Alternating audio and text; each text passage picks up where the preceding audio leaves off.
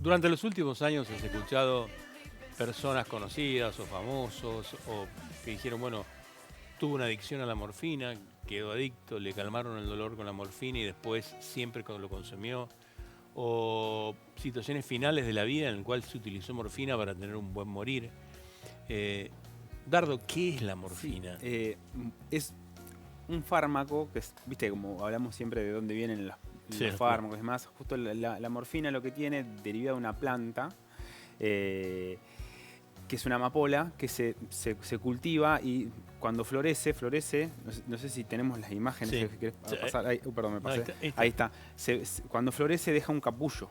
Ese capullo que se ve ahí en el fondo de atrás tiene como el que la cultiva, le hace como unas liñitas y ahí empieza como como a llorar, por decir de una manera Sí. la planta y de ese exudado se extrae la morfina y un montón de otras, por ejemplo la heroína, que la heroína es un psicofármaco de abuso, pero nosotros lo usamos en medicina, lo que es la morfina, de ahí se desprende y de ahí la obtenemos, obviamente con un proceso químico y demás, y de ahí se obtiene.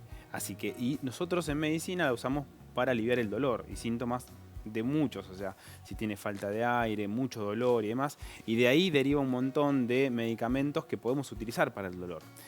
Sí, obviamente genera un montón de efectos, pero con un control estricto y una buena dosis en general, se usa dosis acordes al peso del paciente, el tamaño y la edad, y se controla diariamente con el seguimiento continuo. Por ejemplo, nosotros en cuidados paliativos, el seguimiento de los psicofármacos y el dolor lo hacemos cotidianamente. Por eso como que es poco probable que el paciente se haga adicto a esa medicación porque lo que hacemos es un control más estricto y a veces cuando una droga, por ejemplo, usamos morfina en jarabe, tiene ciertos efectos adversos que no son tolerables para el paciente, podemos usar otro derivado de la morfina para rotarlo y podemos modificar y hacer ese juego de un fármaco por otro. Vos en terapia, y después vamos a ver, ¿para qué lo usabas? Nosotros lo usamos en general cuando los pacientes están en el respirador, lo usamos porque cuando le duele al paciente todo, en general usamos un derivado de la morfina que es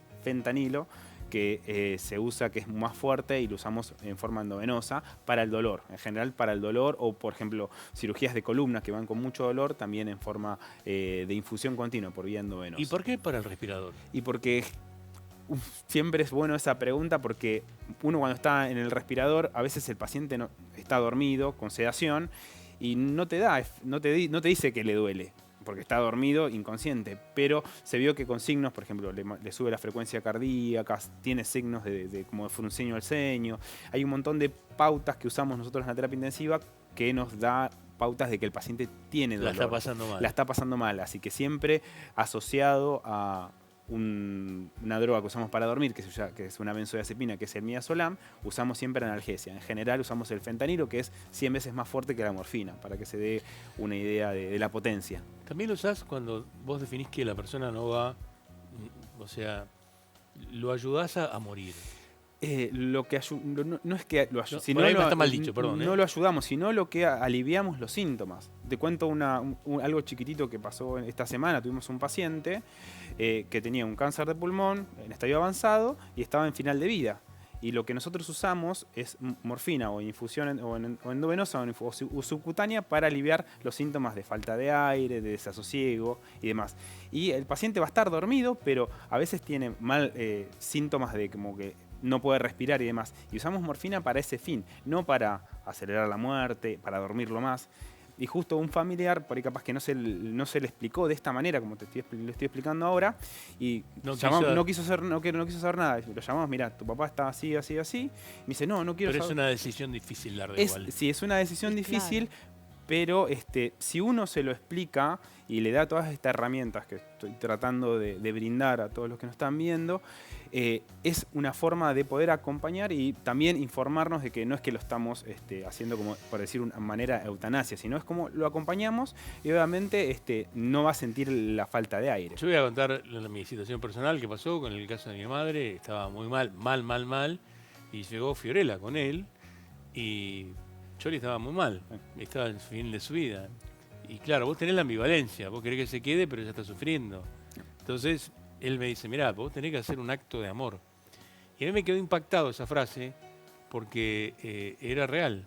Después que tomamos la decisión de que esté dormida y que la pase bien, todos nos tranquilizamos y se nos fue la angustia. Sí, Fue sí. así. Y de la decisión inicial de decir, bueno, listo, hacemos esto, yo trato siempre también de decirle, mirá, no te quedes con culpa, porque la culpa la llevás y la cargas.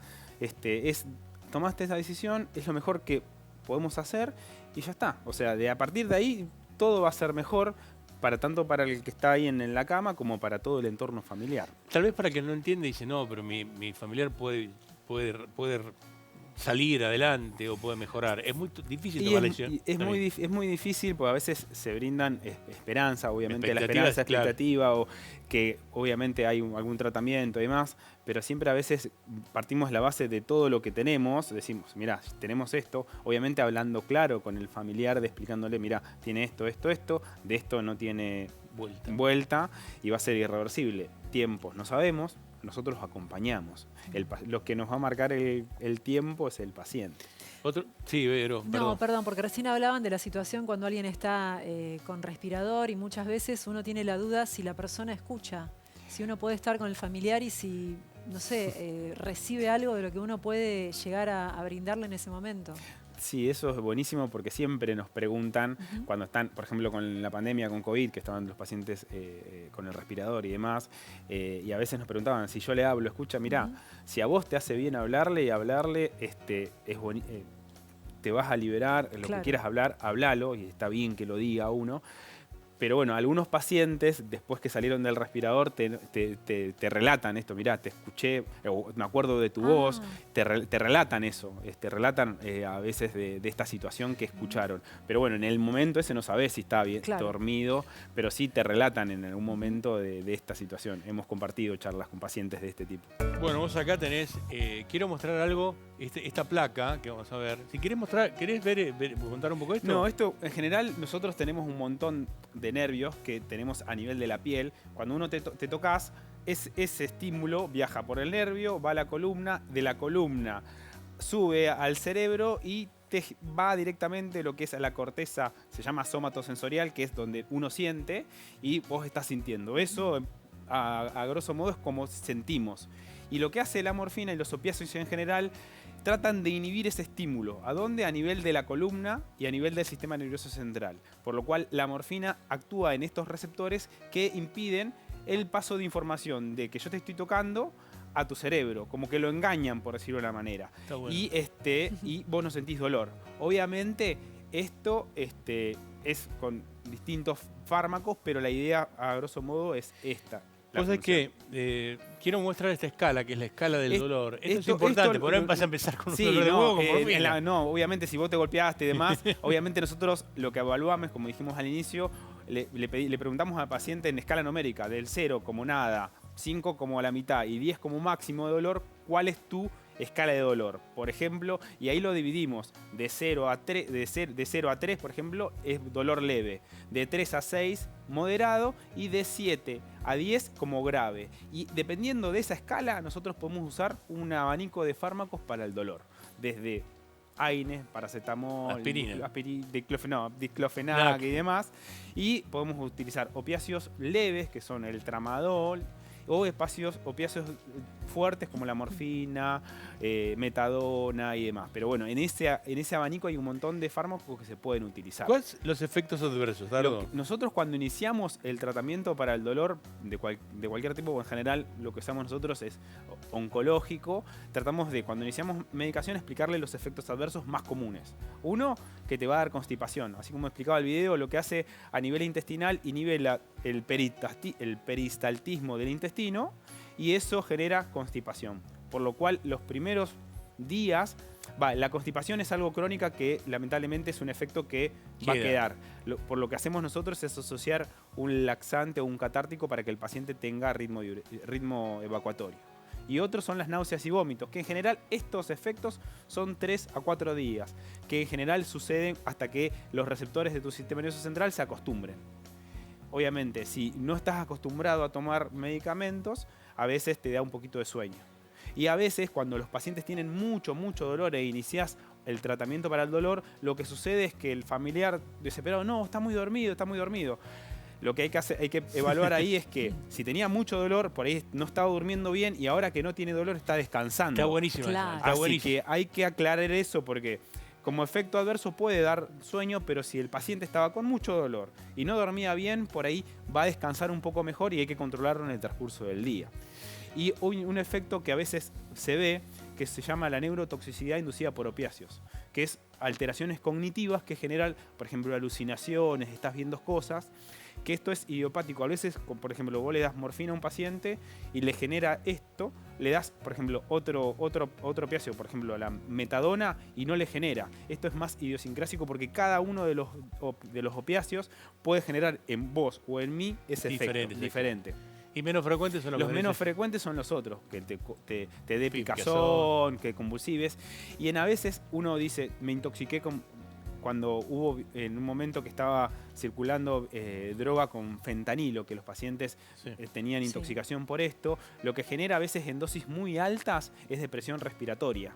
Por lo cual son las muertes que se generaron por el fentanilo. En general lo que genera es depresión respiratoria, o sea, inhibe el centro respiratorio y genera paro respiratorio. Eso es como un efecto con dosis muy alta. No es con las dosis que usamos nosotros habitualmente en el manejo del dolor, pero sí como efecto no deseado. Vos sabés que el tema del fentanilo es un problema, hoy no en la Argentina, esperemos que no llegue, pero Estados Unidos tiene un grave problema. En Estados Unidos es que como lo dije anteriormente, es 100 veces más fuerte que la morfina y los efectos con pocas dosis es mucho más significativo. Esta frase es, murió porque se había hecho adicto a la morfina. Muy fuerte, pero real. Sí, es real. El tema de los psicofármacos en general generan a veces estos. Si estás con un seguimiento médico continuo y con dosis acordes, esto es poco probable que suceda, pero si cambias tu actitud, cambias tu estilo de vida, te alojas, como lo explica el Dr. House, hay un problema que hay que ver. Frases frecuentes familiares presentes. Es dos, quiero decir. Sí, si después duele, ¿qué usamos? ¿Qué usamos? Nosotros dentro de los opiáceos tenemos un montón de abanicos de la morfina, oxicodona, fentanilo y demás, que se pueden rotar y pueden manejar. Así que si a vos, a tu familiar, te indicaron para un tratamiento de dolor, quédate tranquilo que eso se puede, con el seguimiento médico acorde y demás, se puede manejar y controlar sin problemas. Y la otra es, preguntas frecuentes, situación de terminalidad. Esto es lo que hablamos recién. Esto siempre cuando nosotros iniciamos tratamiento para el dolor o malestar y demás, yo trato siempre de sentarme y explicarle en forma clara de que, obviamente, yo le doy la morfina ahora, no es que se me muere, que su familiar va a morir de inmediato. Esta no es una situación, es más que nada para aliviar los síntomas. Esto no, ni acelera la muerte, obviamente en dosis tóxicas causa depresión respiratoria, pero en las dosis que se usan, que están recomendadas, que son dosis bajas, el control de los síntomas de dolor, malestar y todo lo que tenga tu familiar, si vos estás se puede controlar y ayudar. Así que quédate tranquilo en esa situación. Vero, ¿podemos ir el mail para preguntas para la semana que viene para el doctor Dardo Mancilla? Pero por supuesto, médico de familia @canal9.com.ar, ahí pueden enviar todas sus consultas. Directamente de Río Turbio, de la Patagonia, aquí. Un placer. Gracias, muchas gracias por venir.